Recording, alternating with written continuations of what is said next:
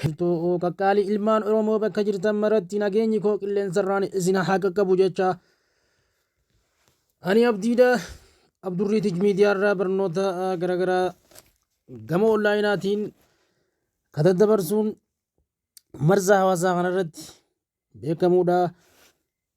Barnoota keessan kan dabre chaaptar 1 irraa kan hafe gizee dabre isiniif koomaantiin baay'attee namni hedduun koomaantii kennee gama keessootiin koomaantii sanitti ilaallaan gama keessootiin bilbilanii iddoo hedduurraa bilbilanii Booranaa Baalee kana hundarraa bilbilanii baqannaa takkicha bira kuttee taayitila tokkicha bira kutte san irra deebi'e jechuudhaan gaafiin natti baay'innaaniif booda deebi'e ifama isiniin jecha warra kutaa 9 takkaas isiniin daganne misajii irratti teeksistii hoggee ergitan teeksistii abdii kutannaa yookaanis teeksistii nama mufachiiftuu isin erginaa anuu isinin dadhabne isinin dadhabuusi isin hin ifatinaa yeroo guddaa qabdanii isin biraan jiraan isiniin jaa amma warra kutaa 12ffaaf dursa kennine deemaa jirra waan ta'eef anis iddoo hojii kiyyarraa iddoo biraatti waan hin socho'eef fuudhaaf gama maatii imaleen iddoo hojiirraa deemee chaalenjiin adda addaa na mudatee hojii kiyya addaan gaabbi godhe malee kaniin laaftutti isin laale yookaan lafarra isin harkise yookaanis addaan isin duraa kutee isinitti hin fakkaatin isin biraan jira isiniin jecha warra kutaa 12ffaatiif isa kana xumuree chaaptar 3 seenee achi garagalee keessanis sagalee irraa eegalee addaan isiniin duraan kutuu takka takka ta'us lama ta'us waliin oofee isinii maxxansaa nagaan haga guyyaa saniittis eeggaddaan isiniin jaa obsa gabaadhaan isiniin jaa barumsa keessanii waliin turtii gaarii warri kutaa 12ffaa jechuudha. Niyoo kilaasikaal kajennuun kana dheengadda waa'ee kilaasikaaliitii fi isaan lamaan laallee turre isarratti iddoo kanarratti jechuudha school of thought in macroeconomic analysis kajuu jalatti jechuudha.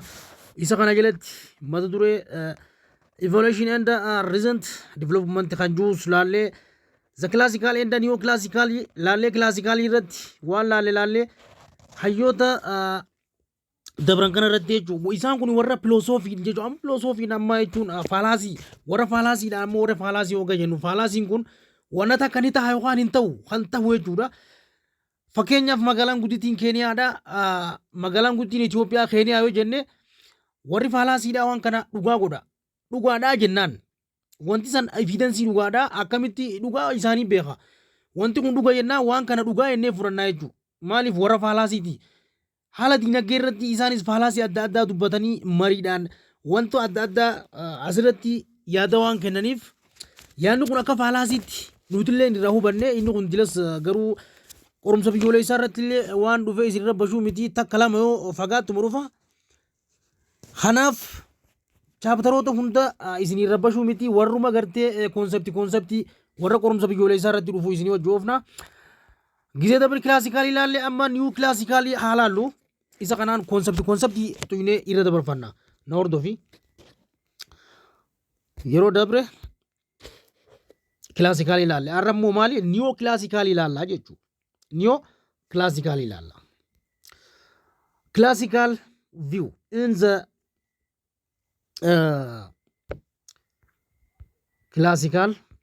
kilaasikaalii ilaalla.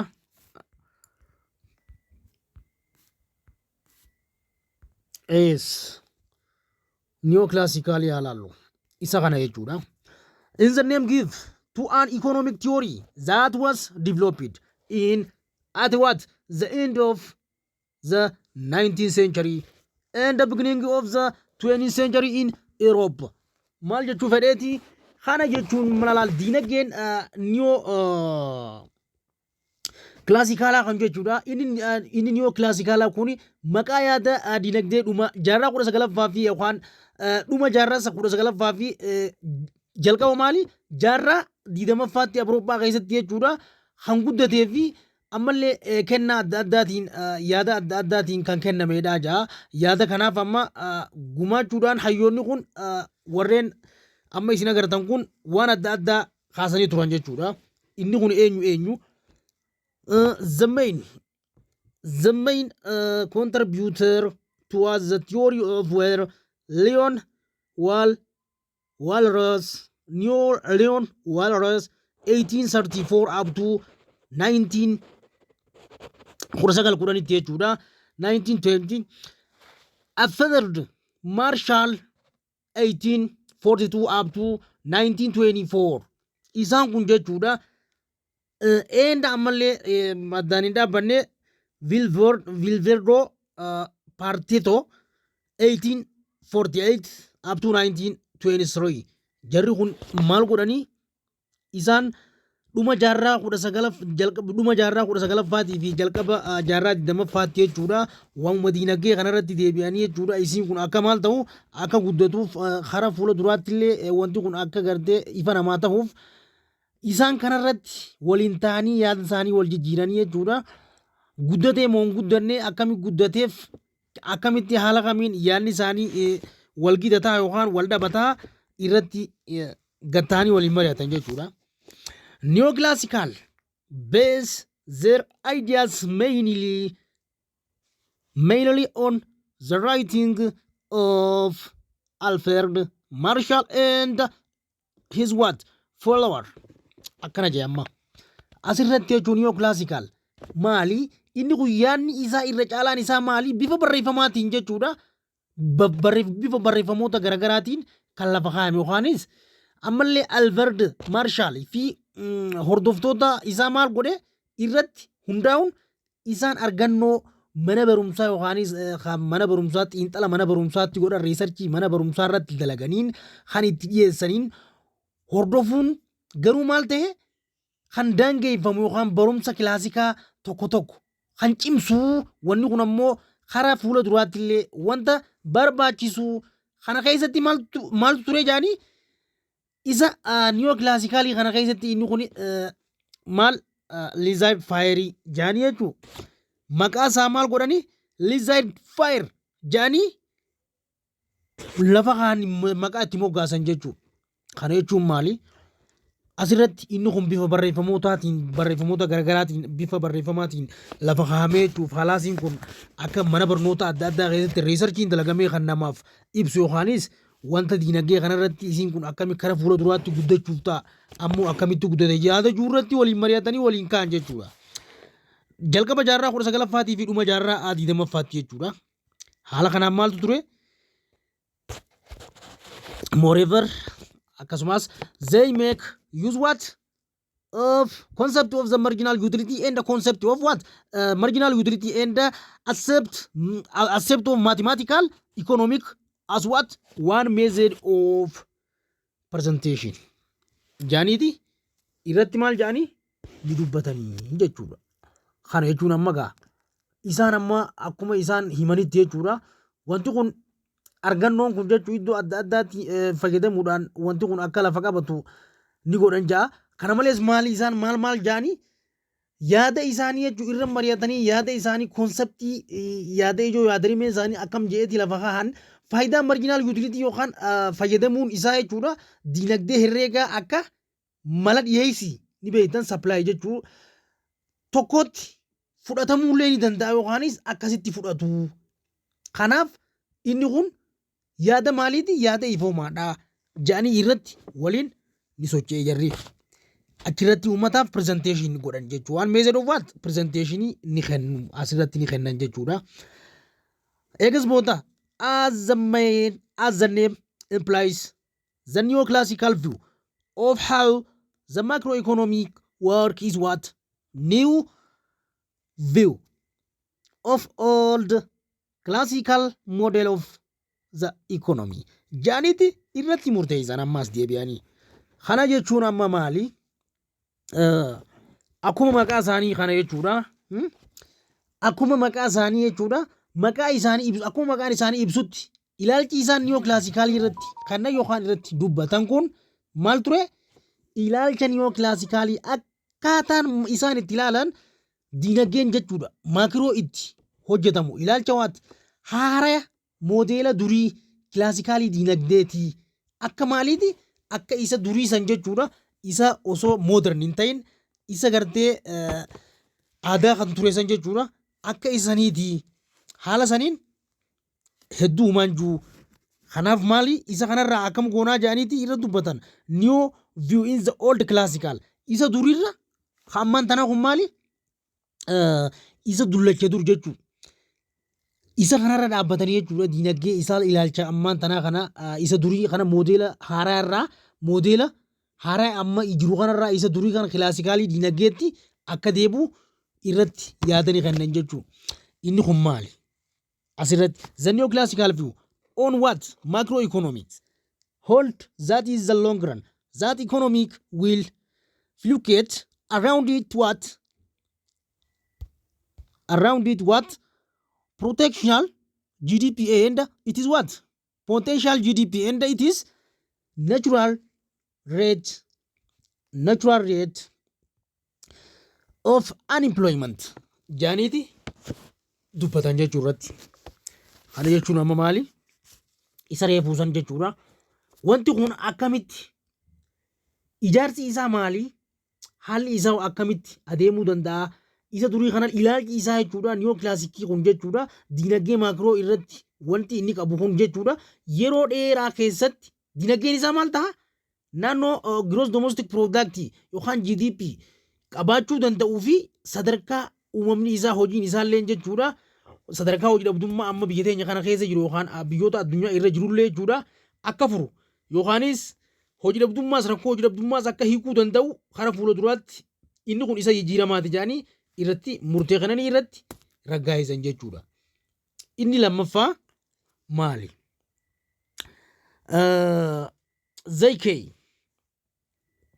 dhageeffadha asirratti Zaykee policy implication is that what government should focus more what the long run or long term grows what and on controlling inflation than on worrying about recession or cyclical unemployment jaani murtee isaanii maas itti deebisan kana jechuun maali ijaarsi amma jechuu nuti dubbanne amma dabre kun jechuudha lamaan isaa diinagdee jechuudha niyoo kilaasikaalii fi kilaasikaalii kun jechuudha isa GDP ta'uu danda'u yookaanis gross domestic product oomisha biyya keessaa ta'uu danda'u guddina diinagdee fi mindaa maali mindaa uummataa kan murteessu yoo ta'u asirratti jechuun kan murteessu yoo ta'u gatiin isaa maali haala jijjiiramaa ta'een kan sirreeffamuu danda'u yoo ta'e kan sirreeffamuu danda'u ammallee yoo kana ta'e jechuudha kunis diinagdee sadarkaa oomisha GDP gross domestic productiitti akka guddatullee ni taasisa. Kanaaf akka deebi'u irratti yaada qulfii poolisii haaraa akka ta'u wanti kun jechuudha implikeeshinii haaraa akka mootummaattis jechuudha in government should be kufaatii isaa jechuudha diinagdee yookaanis hojii dhabdummaa marsaa yaadda'uu isa caalaa guddina yeroo dheeraa san jechuudha isa qaala'insa jireenya infleekshin jenne sanillee jechuudha akka hir'isuu fi irratti akka xiyyeeffachuudhaan waan kana akka gadi buusu irratti ni hubatan inni kun kanaaf isa kaanirra fooyya'aa akka ta'e irratti dubbatanii gaggeessan jechuudha. Okay. Haala kanaan this mean that what new classical economics is what more useful irra caalaa jechuu kan itti fayyadamu jechuudha for longer run macroeconomy analysis and Keynesian economics is what more useful for analytics macroeconomic short run. Okay. Haala kanaan jechuudha inni kun yoo akkana ta'u jechuudha caalaan isaadha maali deebi'ee maal ta'uu danda'a haala kamitti deema kun ammoo isa poolisii nuti jenne sanii waliin akkamitti ta'uu danda'a jedhanii isaan maal jedhanii irra deebi'anii maal dubbatanii diinagdeen amma niyoo kilaasikaal kun jechuudha niyoo kilaasikaal kun xiinxala isaa diinagdee maakroo yookaan yeroo dheeraa caalatti kan fidu yoo ta'u inni biraa maali diinagdee keeysiyaan ammoo keeysiyaanii ka jennuun kun jechuudha amma maduree deemnu kun ammoo maali yeroo gabaabatti diinagdee maakroo kana xiinxaluu caalatti faayidaa qabaa irra caalatti jechuudha. Isaan amma dabre kana hundaa'u kan xiinxalu irra caalatti kan xiinxalu eenyu ture keeysiyaan kan jennuun kana jechuudha. Isa kanaatu maal godha isaan amma dabre kana hundaa'u xiinxaluu qaba. Dinagdee keeysiyaanii jechuudha yeroo gabaabaa keessatti dinagdee maakiroo kana xiinxaluuf irra caalatti faayidaa guddaa qaba kan jedhanii isaanis yaadan eenyu ture keeysiyaan ture. Amma keeysiyaan ilaallee kara fuula duraatti haa imallu.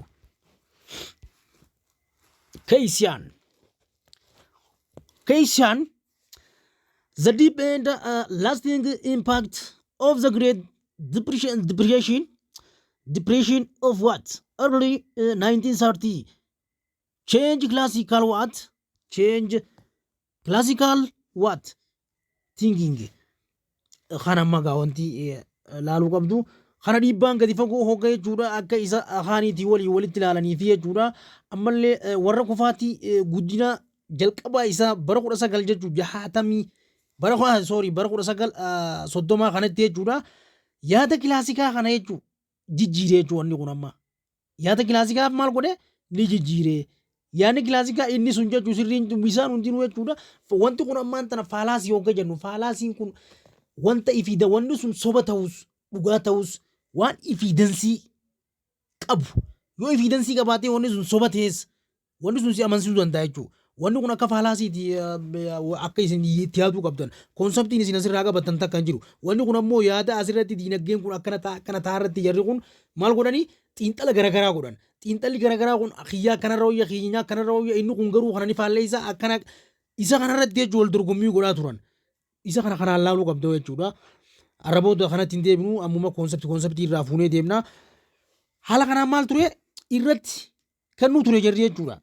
Kanaaf yaadni isaa kun maal ture isa guddaa bara 1930 kana jechuudha.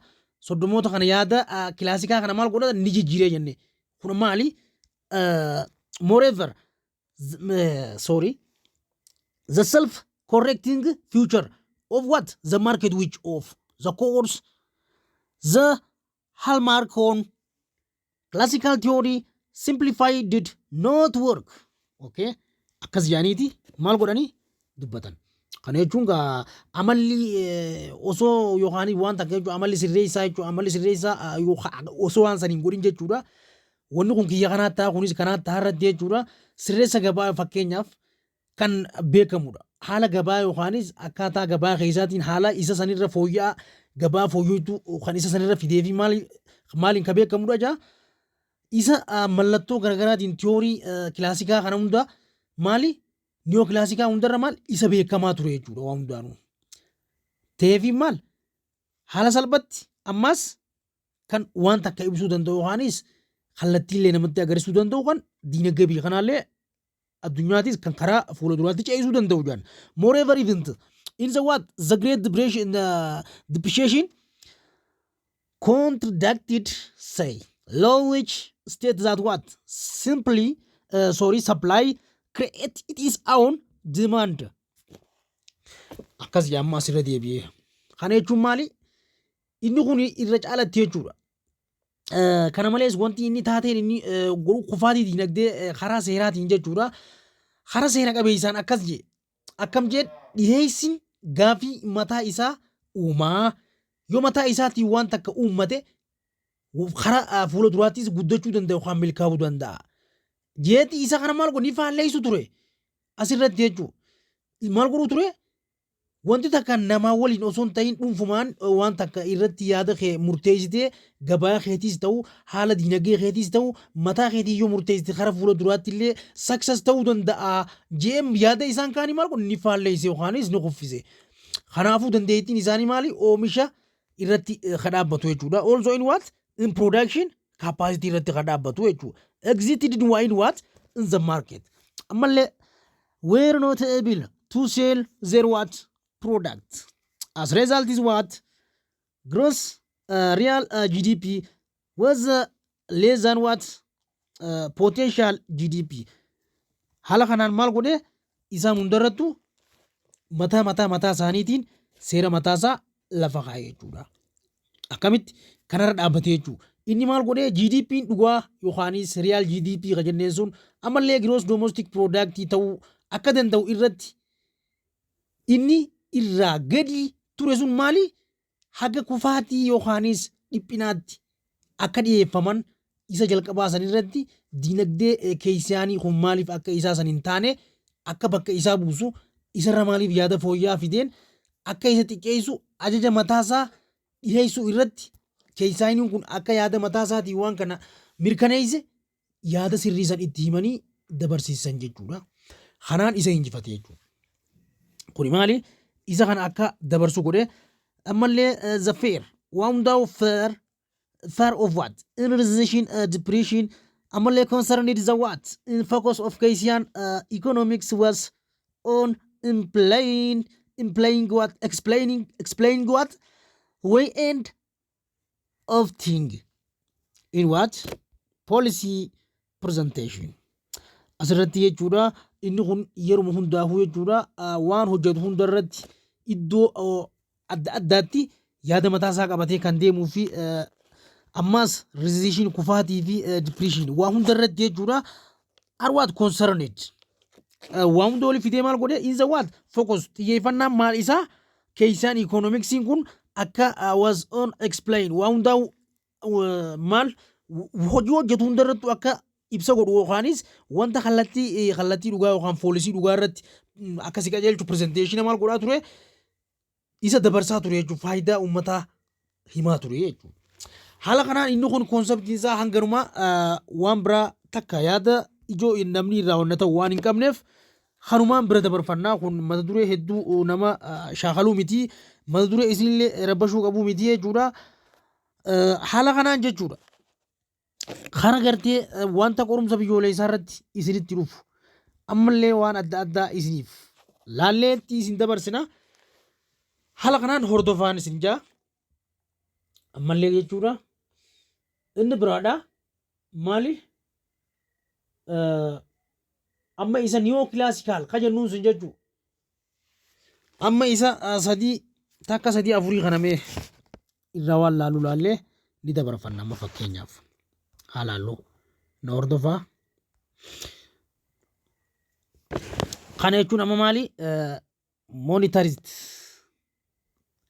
kana ilaaluudhaaf amma ilaalchi isaa maal ture monetarist view represented by what Milton Friedman hayyicha kana ture hayyichi kun maal ture asirratti jechuudha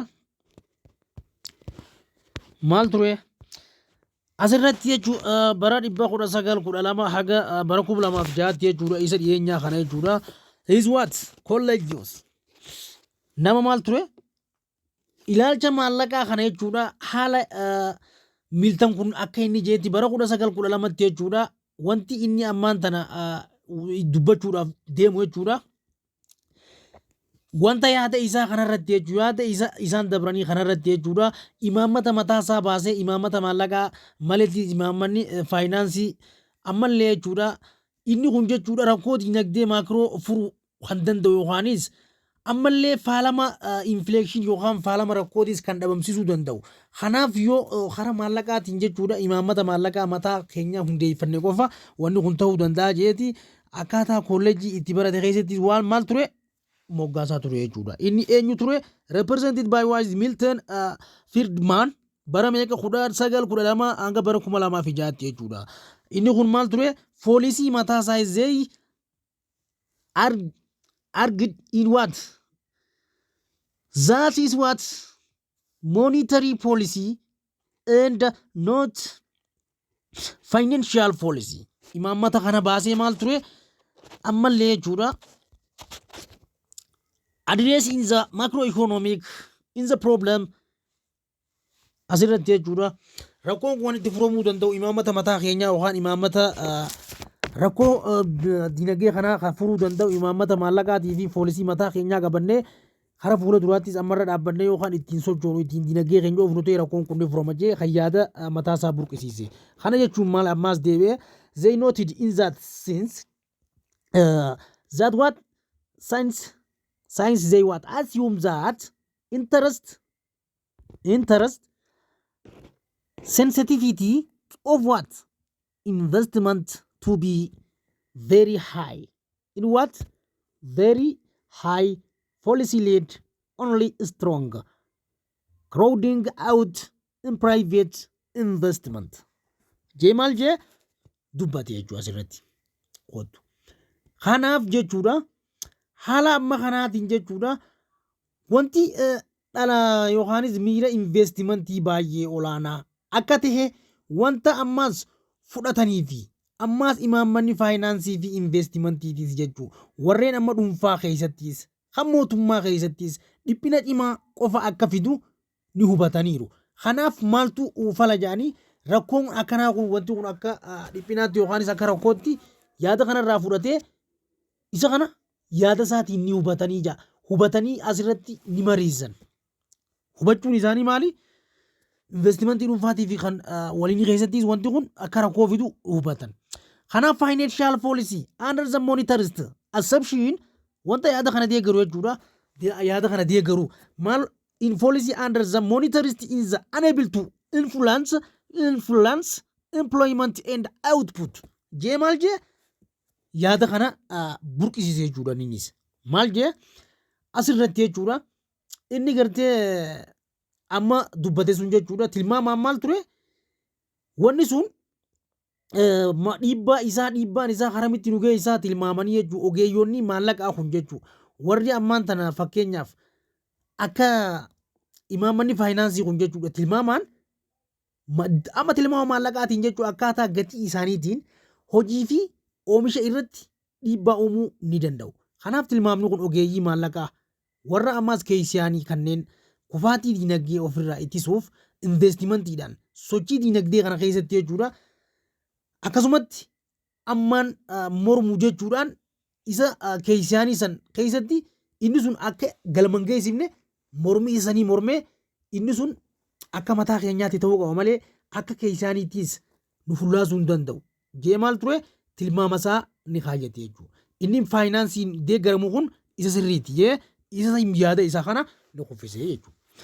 Asirratti waliin dubbatan yaadni ijoon asirratti koonseptiin jirus kanuma yeroo biraa chaaptara keenya isarraa hafee faayinaal diraaft jechuudha qabanneetti isiniif dhiyaannaa jechuu achirratti wanni asirraa koonseptii baay'ee nama dararus hin jiru haala kanaan kunis akkuma isa kaaniiti waan takka waan nama rakkisuun qabu namuu yaada mataa isaanii asirratti ni kaayan yaada mataa isaanii maali ni kaan niiw kilaasikaaliin jechuudha kunis namuu yaadu mataa isaa dubbate malee waan takka wanni irraa dubbate hin jiru yoo barbaachisaa ta'e isaan kana hundaa'u hayyuu isaaniitii fi yaada isaaniiti waliin isinii keenya barnoonni keenya kaarraas asumaan raawwatama gizee biraa barnoota biraa qabannee walitti deebinaa nagayaan jiraadhaa nagayaan nuturaa isiniin jecha yeroo gaarii qabaadhaa turtii gaarii isiniin jenna.